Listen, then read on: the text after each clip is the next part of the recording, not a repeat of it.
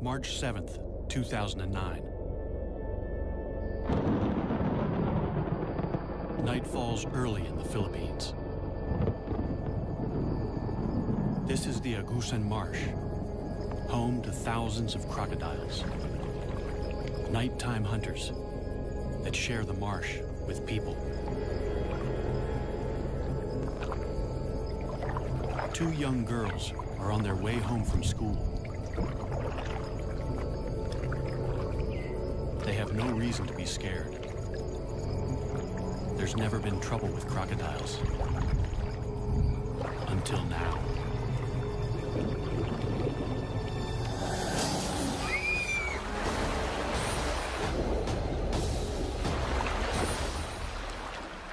Only one girl survives. Hindi mabuti. Noong unang araw, we used to see them, but they didn't attack anybody. Hindi kanya. Attacking people, that's recent. Ngayon lang yung nangyari na mayroong inatake. Something has changed in the Agusan Marsh. A crocodile has gone rogue. And those who've lived to tell the tale say it's an absolute giant. A 6-meter monster, unlike anything ever seen in the swamp before. And they want it caught.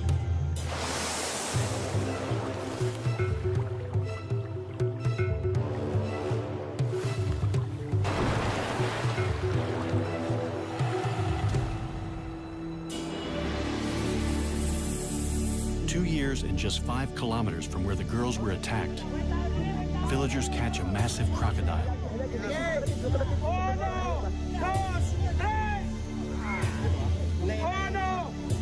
They hope it's the killer.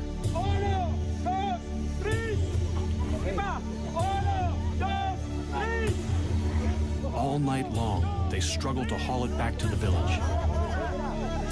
It's alive. It still wants to fight. It's clearly an exceptional animal.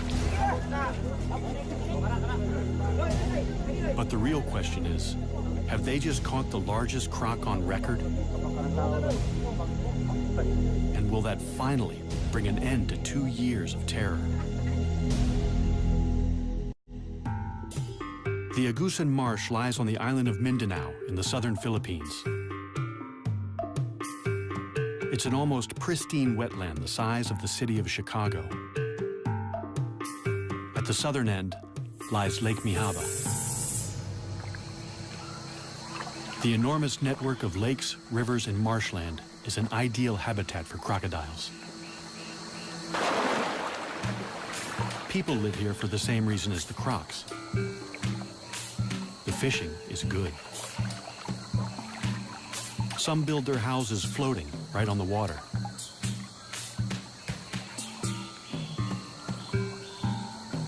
Others live in stilt houses dotted around the marsh. In the rainy season, the water level can rise by 4 meters. It seems idyllic, but something strange has happened. For 2 years, this water has brought misery and terror. A massive crocodile stalked the villagers. It ripped their precious water buffalo to shreds before their eyes. Attacked one fisherman and his son.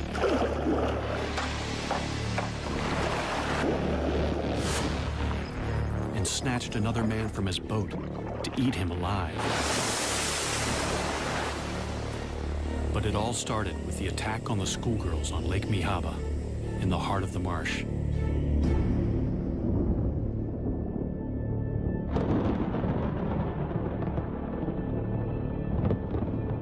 It's 6 o'clock, already nightfall.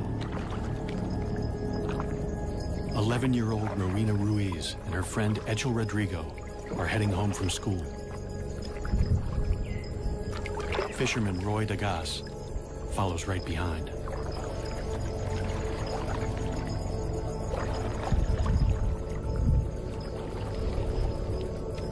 None of them knows that they're being watched by a crocodile about to start a killing spree.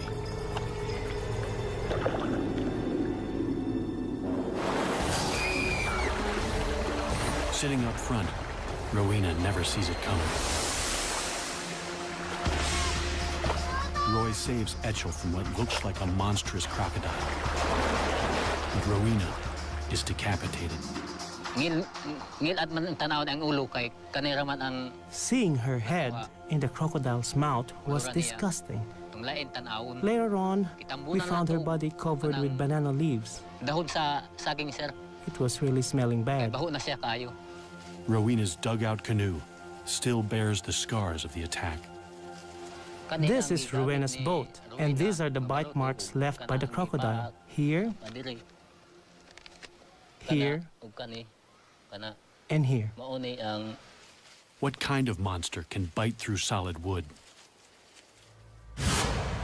The culprit is a saltwater crocodile, or salty. They're the largest of all living crocodilians, typically reaching 4 to 5.5 meters. Salties prefer freshwater, but can live in the sea because they're able to excrete salt through special glands. They've spread thousands of kilometers across the ocean to colonize lands from India to Australia. Salties have been hunted to the brink of extinction in much of Southeast Asia for their fashionable and highly sought-after hides. They also have the strongest bite of any animal.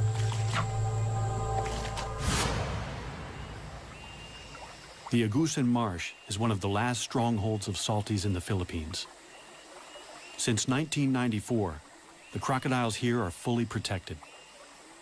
Killing one could land you 12 years in prison. The tables have turned. Now the people are being hunted. Roy Dagas is badly shaken by the attack. I was afraid that Rowena's parents would blame me for her death and kill me, since I was the one who picked her up. With a rogue crocodile in their midst, no one feels safe. But they have nowhere else to go. 70% of the people here make their living by fishing. We wouldn't get any work in town because my husband is a fisherman. So we have to stay here in the Agusan Marsh. We have no choice but to stay here. The people who live in the marsh are mostly an ethnic minority known as the Manobo.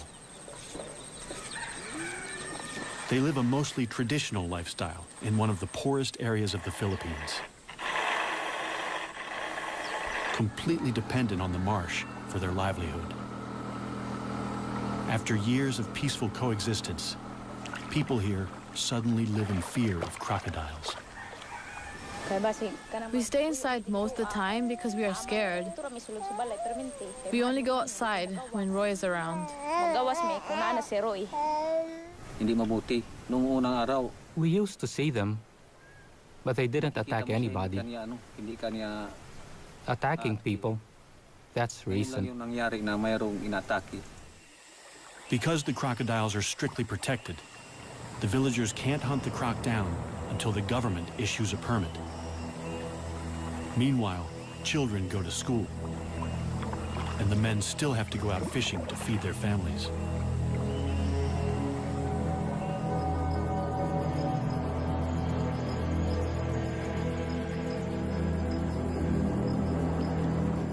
Roy's brother, Reynaldo Dagas, is fishing with his son at their favorite spot in the marsh, right in the beast's lair.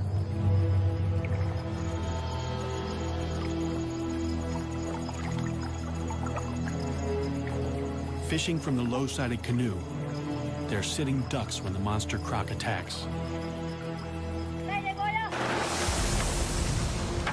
The pair fights back. I hit it on the side of its head with my paddle. Then it bit the side of the boat. It was very close. They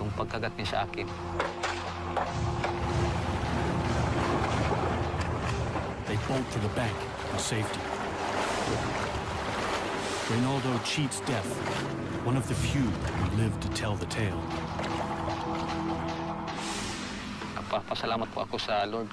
I thank the Lord for saving me that night, or I would have been dead meat. Natsambahan, wala na ngayon. Just downriver from Lake Mihaba lies the village of San Marcos, population 1,075. The village has no electricity or running water. It's the main base for the Manobo, including people who live in floating houses and retreat here in the rainy season. Rudy Ayala is the chieftain of this area. Ang pinakadako nga hulga sa buaya. The biggest threat to crocodiles here is the growing number of people moving into the crocodiles' territory, competing with them for food and space. Competition for fish in the lake could be causing the big croc to seek out new food. In San Marcos, it's found a ready supply. The people throw their garbage, including animal carcasses, in the water. The crocodile has been spotted in the river that runs through the village. Rudy lays down the law. The advice is simple. Don't lure the crocodile into the village with easy meals. It seems to work. There are no further attacks near San Marcos. Instead, the crocodile sets off in a different direction. It's been spotted 5 kilometers south of Lake Mihaba, and it's about to kill again. Nueva Era is a remote village set back from the marsh. The small stream that flows through it is the sole source of water for 1,300 residents. A 15-meter wooden bridge is the only safe crossing, especially now that the croc is in their creek. It's a long way from home, having swum through a network of rivers and creeks to reach the village from Lake Mihaba.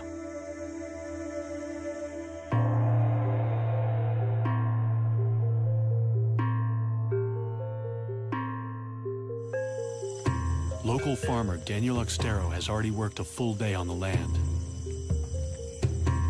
After dinner, he has to go out fishing, working a double shift to feed a wife and 7 children.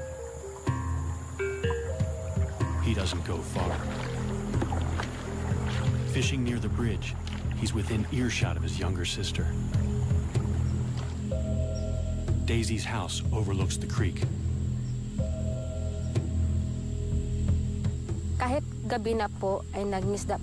Even though it was dangerous to be on the creek at night, Daniel had to go fishing so he could buy rice the next day and feed his family. Without knowing it, Daisy hears her brother's final moments. The night that Daniel disappeared, at about 9 p.m., it was dead quiet in the village. I felt like I was the only one awake. Then the dog started to bark angrily.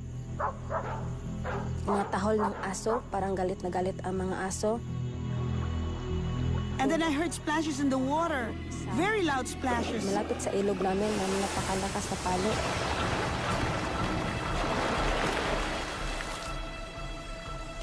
I was terrified, so I went to bed.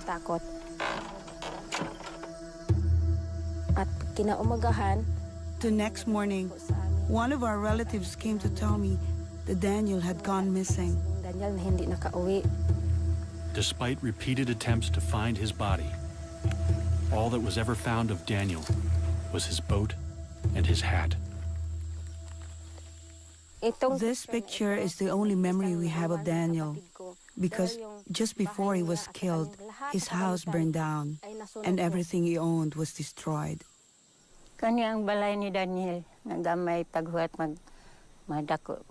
This was Daniel's house, but it burnt down. He was building another one when he went missing. Daniel's family lost a provider and a much-loved father and son. Of course I miss him. He's my son. Perhaps it was fate. He was a fisherman, and maybe this is a fisherman's fate. The fate of Daniel's killer is also sealed. The government in Manila has finally issued a permit to hunt down the rogue crocodile. As long as it's taken alive. There's only one man for the job. Croc legend Ronnie Sumiller has been hunting nuisance crocodiles for 20 years. This will be his most dangerous mission yet. Members of Daniel's family are eager to show Ronnie to where the attack happened. I really want them to catch that crocodile because I want to see if it ate my brother. I am scared of the big crocodile. We're especially afraid for the children. There are lots of children here. The children don't swim here anymore, but they're in great danger anytime they come close to the creek. The water's edge is a favorite hunting ground for crocodiles. They're ambush predators. It's a strategy honed over millions of years. By lowering their heart rate to 2 beats per minute, they can stay submerged for an hour without breathing, waiting for prey to stray into the strike zone. The attack is sudden and fast. Death can be slow. Crocodile teeth are not for chewing.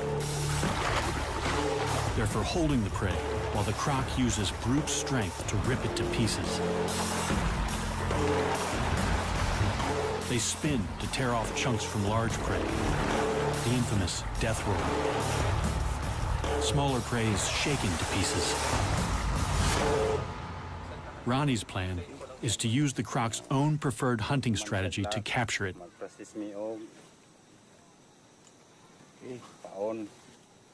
A morsel of chicken suspended just above the water is an irresistible lure. So that's the principle. When it is grabbed by the crocodile, the crocodile will run away and this will close down. This will catch the upper jaw. In Ronnie's experience, a snare is least likely to injure a crocodile.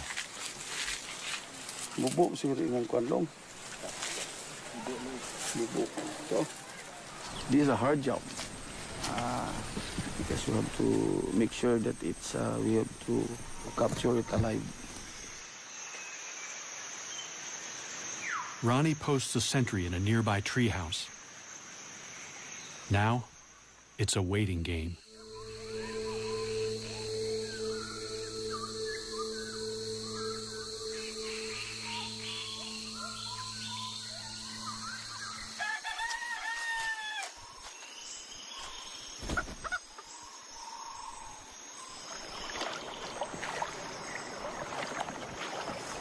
In the morning, the bait is gone and the trap is torn. A crocodile has done the impossible, snapped the steel cable, and escaped. The cable snapped. I think we're dealing with a much bigger crocodile than we expected. Ronnie sets more traps.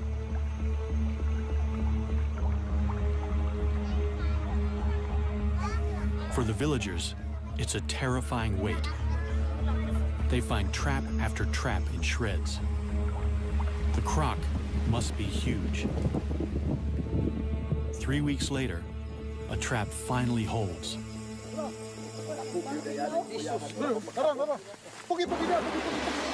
This time, they've got it.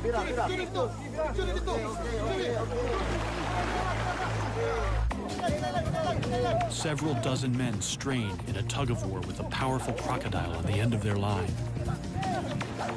The beast is so heavy. I'm a ref being chased out of town after the worst game of my career. You forget one down and the whole stadium turns on you.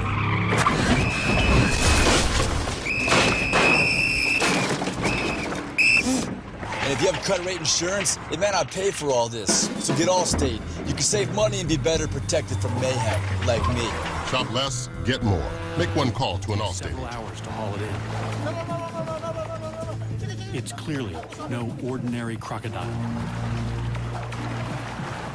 But it's only when they finally landed that they realize exactly what they're up against.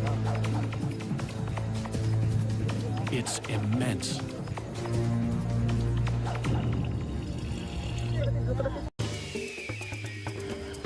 This show was created for you and your family to watch together. Welcome to Nat Geo Wild.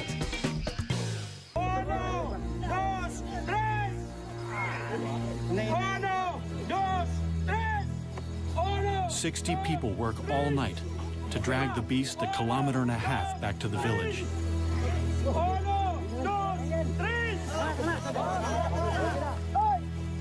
It's over a ton of muscle, power, and killer instinct.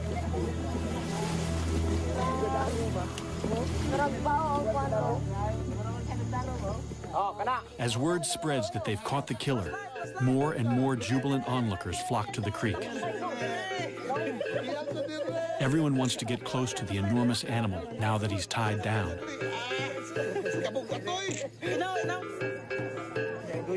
There's plenty of fight left in the croc.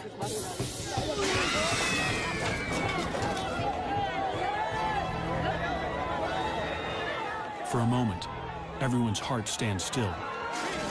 The ropes only just hold. But the hard part is yet to come. They have to transport the enormous reptile 11 kilometers to a purpose-built tourist park at Consuelo, near the main road. The problem is, the road to the park is on the other side of the creek. And the only bridge is far too rickety and narrow. They have to transfer the killer crocodile to a makeshift pontoon and float him across.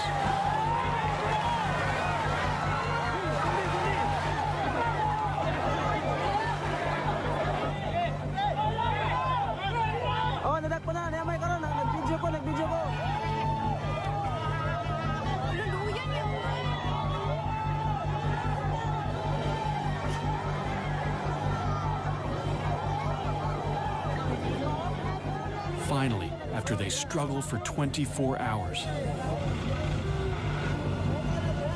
victory.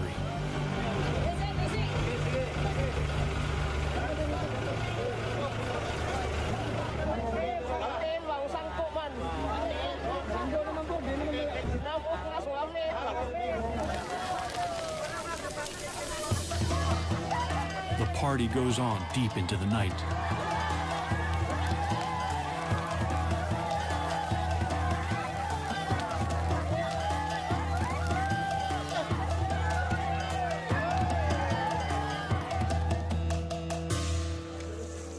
Morning finds the monster the star attraction at the Echo Park.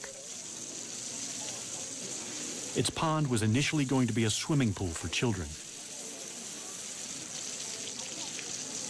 It's clearly a male. He weighs more than 1,040 kilos. Female salties rarely exceed 160 kilos and grow no more than 4 meters. This guy looks to be over 6. They call him Lolong.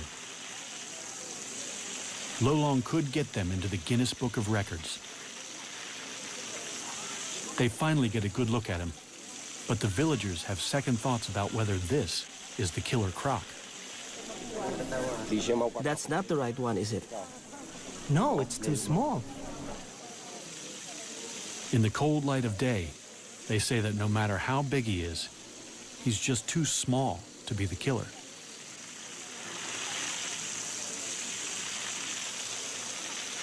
Roy Dagas, who was with Rowena when she died, is certain that this is not the croc he saw that night. It's too late to prove Lolong killed Rowena 2 years ago. But Daniel Oxtero has only been missing a few months. Could his remains still be inside Lolong's stomach? Crocodiles swallow large chunks of prey, bones and all, without chewing. They have the strongest stomach acid of any animal. Flesh will be dissolved in days, bones in a matter of weeks. But they can't digest anything made of keratin. So horns or human hair and fingernails can remain inside the croc for months. It's a long shot, but the people are desperate for answers. They can't slice him open. The next best thing is to pump his stomach. As soon as news of the capture breaks, Ronnie rushes back to the village to look for proof. He inserts a length of plastic tube down the croc's gullet. Then he pours bucket after bucket of water into him until the croc vomits violently.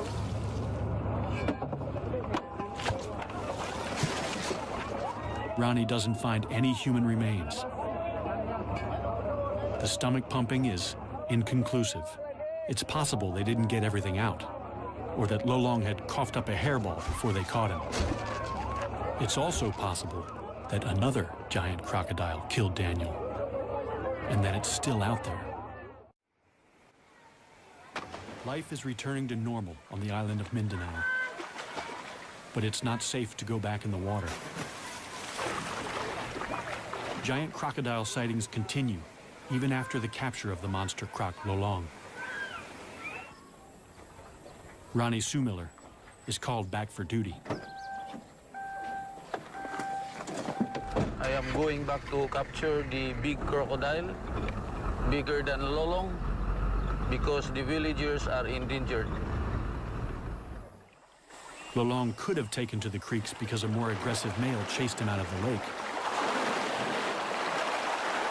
It's a frightening prospect.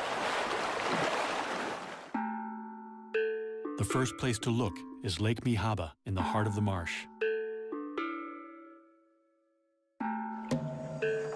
Agusan's crocs are notoriously shy, so the best chance of finding it is at night. We are going to Lake Mihaba to spotlight and hopefully to see large crocodiles. With a local guide, he ventures into the crocodile's world at the most dangerous time. Every attack so far has occurred at night. It's dangerous to do this in this lake because of the presence of the large crocodile. But using flashlight, normally they will not attack. They're not alone. There are hundreds of crocodiles all around them. One of them could be the giant killer. In this lake, it could be 2 or 3 large crocodiles. Could be as large as Lolong, maybe 20 feet. They see lots of smaller crocs.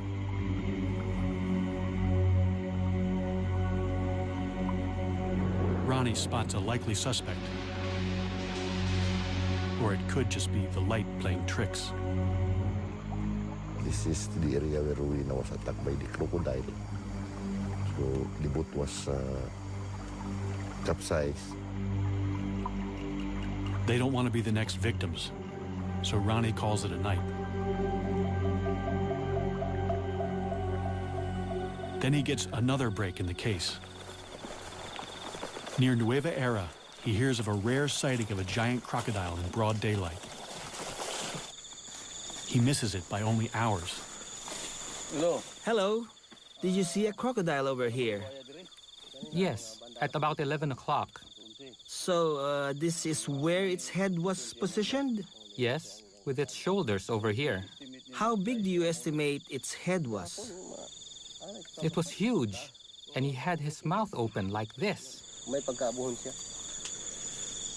With a stick, Ronnie measures where the head was, so he can estimate the croc's total length. I've never seen a crocodile like this. He is almost 40 feet, I should say. It's really a huge crocodile. Even for a skeptic, it's scary to imagine the croc that hauled out here.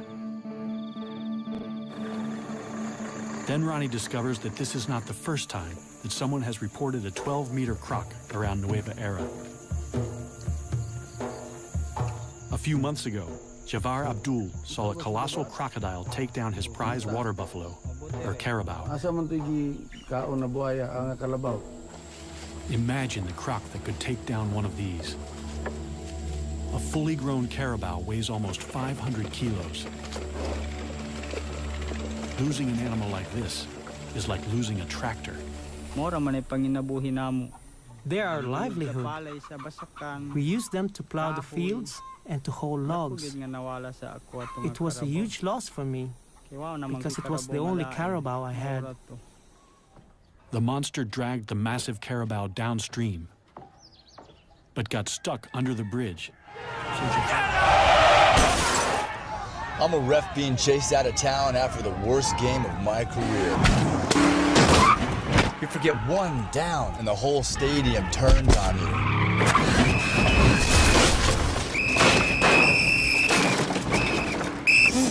And if you have cut rate insurance, it may not pay for all this. So get Allstate. You can save money and be better protected from mayhem, like me. Shop less, get more. Make one call to an Allstate agent. So why couldn't the croc pull the carabao under the bridge? The water level was too high, so the legs of the bridge were blocking it.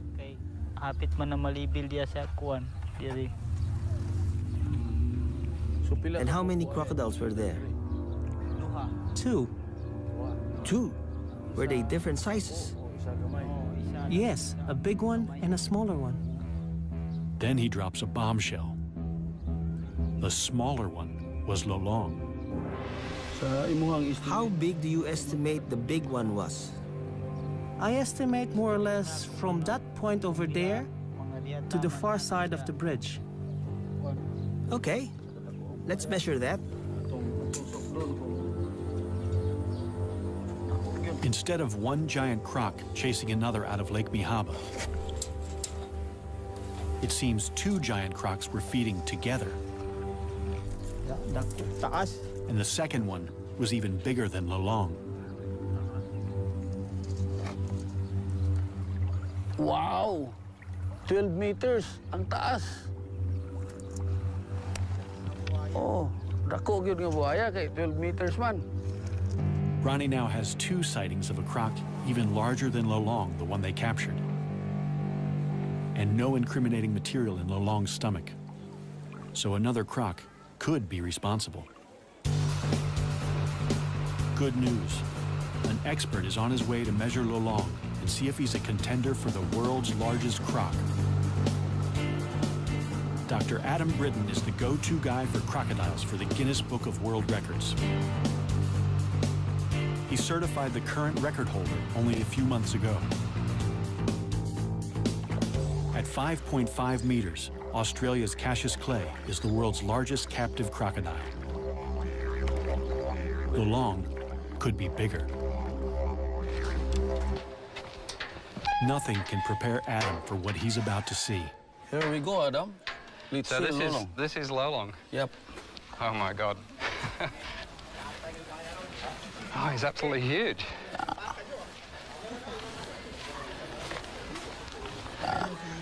That's Lolong. It's incredible. Yeah. So really huge. I think he's the biggest crocodile I've ever seen. Yeah. To qualify for the Guinness record, Adam has to ensure Lolong lies perfectly flat and dead straight. So how do you measure a giant man-eater? It would be good to do it actually down the crocodile's back. Very carefully. I'm actually going to inject him with 2 different drugs. One is a muscle relaxant, and the other one is Valium. So he'll actually, hopefully, be quite happy while we're measuring him.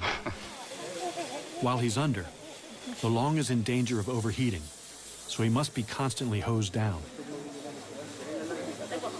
Adam has never sedated a crocodile this big before, and he's not sure how long it will take. But it's a large crocodile, and it's going to take a long time. Relative to how long it normally takes, it's going to take a long time for this drug to actually take effect. First, he has to get the needle into the monster croc. Adam gets dangerously close to the largest salty he's ever seen. So yeah, Ronnie, if you can keep a close eye on him, you see he's got his left legs backwards, so he's still quite relaxed. But look for any signs like he starts to lift himself up or starts to move his head. This is now in a relaxed position. That's he's in a relaxed position right now. Yes, I can get out of the way quite easily, and I'm going to go that way if anything happens. Adam has nerves of steel, but Lolong reminds him who's the boss. He felt that.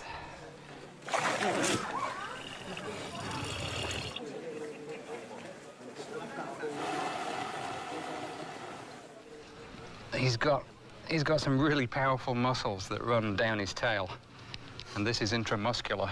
So I'm just gonna go between the scales here. You see this skin is so soft. It'll just go straight in. If I were to try and get it through there, it's actually quite tough. Okay.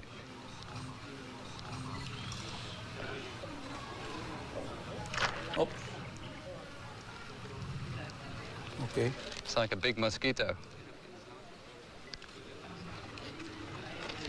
Wow, even that bent the needle. That was simply because he moved his tail. So the power of the muscles in the tail bent the needle while it was inside. 30 minutes later, Lolong is still showing no signs of feeling sleepy.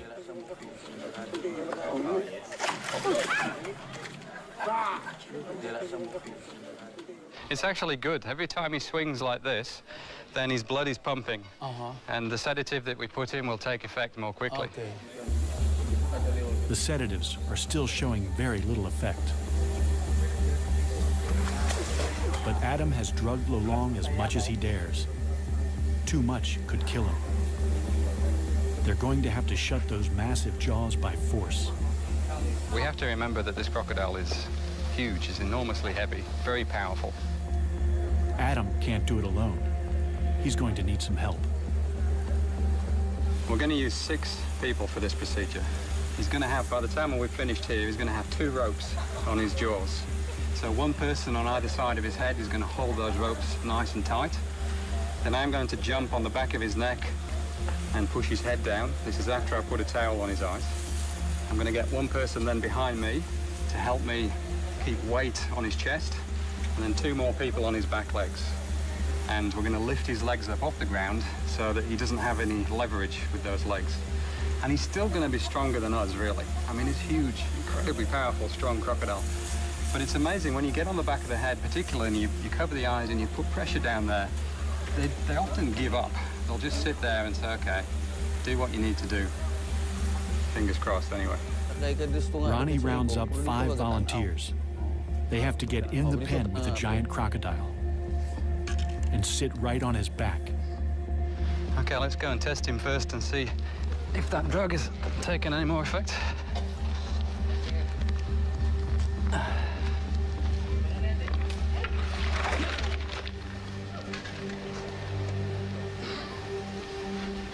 Yeah, just poke him, just touch him gently there. You see the way he tried to flick his head then?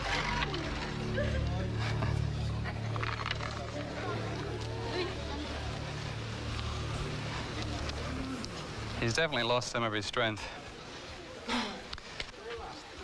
They place towels over Lolong's eyes to help keep him calm. Okay.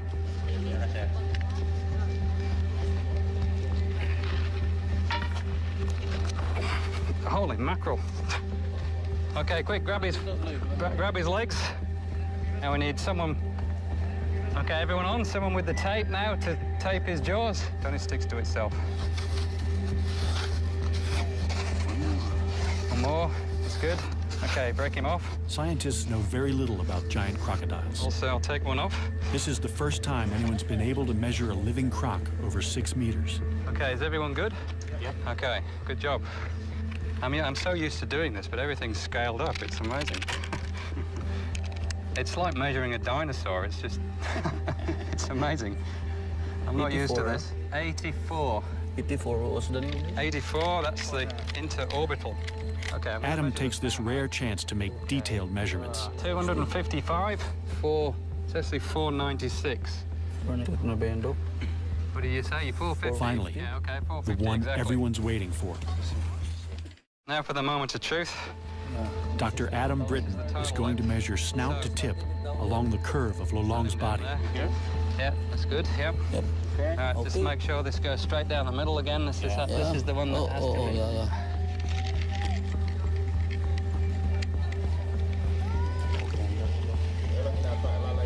Can I get someone to hold this? 6170. 6170. Which is the largest saltwater crocodile in the world. 6170. In fact, that's the largest crocodile in the world, full stop. 6170. Lolong is 6.17 meters long, the largest known living crocodile, by more than a half a meter. Time for a photo opportunity as Adam declares a new Guinness World Record. The official size of Lolong is 6.17 meters.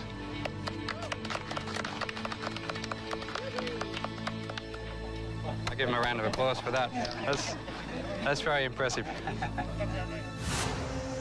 How did Lolong get so big? Adam thinks he was born to it, and that he could have big brothers with the same giant crocodile DNA. As with humans, nurture is just as important as nature. Crocs grow most when they're young, but any stress inhibits growth.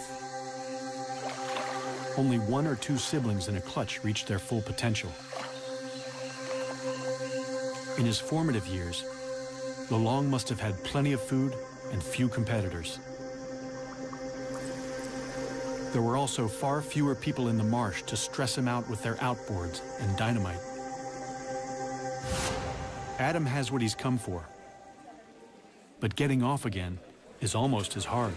Everyone from the back will go backwards, all the way backwards, straight off. You last? Yes.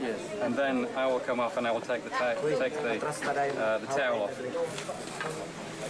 So what you need to do now is cut this tape, sorry. Everyone ready to go back? Go. Backwards. Keep going. Keep going. You too? Yeah. Okay, now you can... While Lolong is still a bit groggy, Adam can't resist the temptation to get his first really close look at the business end of a 6-meter croc. This is probably the most powerful set of jaws in the world, with teeth that'll make a meal of anything unfortunate enough to get too close. One thing that's interesting with these big crocs is the size and the shape of the head varies a lot. Lolong's is quite wide, so it's actually very interesting. He's got all these incredible gnarly ridges all the way down the front of his snout. But you look at his head and it's so flat and wide. Oh, and now he's opening his eyes to look at me. So, well, if he's looking at me, I'm going to move a little bit further out of range. So a saltwater crocodile has got the strongest bite of any animal, without question, and particularly Lolong. I mean, this will be, if we were to measure this bite, it would be the strongest that had ever been measured. It's quite amazing. But if you're going to have such an incredibly strong bite, then the jaws have got to be strong enough so that they don't splinter when you bite down on something like a turtle, for example. And the whole shape of the crocodile's head is really designed to give it that strength so that it's reinforced. So if he bit down on something, then it's not going to escape. Which reminds me, I better step back before I actually test this myself. Lolong is now officially the world's largest crocodile. His newfound fame is a massive boon to the community's tiny economy. In just the first few months, he brings in over $11,000 from tourists. There's a thriving cottage industry of Lolong-related goods. Their once mortal enemy has become a source of pride. However, there is still no proof that Lolong killed anyone. The attacks probably started because more and more people are moving into the crocodile's territory. And crocs are smart. Once they're onto an easy meal ticket, they'll keep coming back. There have been no more deaths since Lolong's capture. Still, the rumors of another giant croc won't go away. And after Adam and Ronnie go home, the people of the Agusan Marsh will still be living with thousands of crocs just meters from their houses. They've caught the world's largest crocodile, and they have a pen ready for his bigger brother. No matter what the experts say, the people believe that the real killer is still out there.